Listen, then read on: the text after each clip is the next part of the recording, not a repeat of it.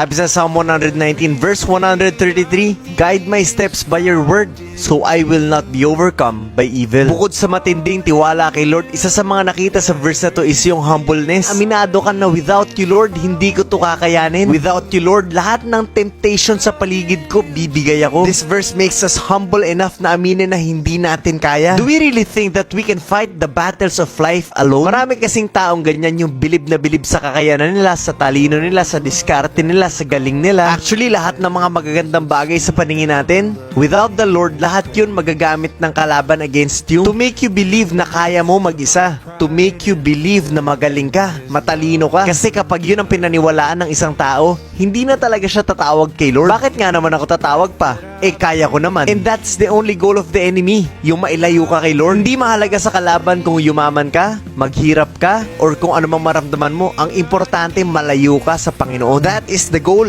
Kaya sa verse na to, napakaganda. Sa Tagalog ay patnubayan nyo ako sa pamamagitan ng inyong mga salita. That's why it's very important na binabasa mo yung Word of God, na nagbabasa ka ng Bible. Without reading the Bible, madali kang paghaharian ng demonyo sa puso mo. Hindi na pinag-uusapan dito kung mayaman ka, mahirap ka, babae o lalaki, bata o matanda. Without the Word of God, 100% sure maliligaw ka. Sana po ay malinaw at talagang naiintindihan niyo po yung message ng video na to.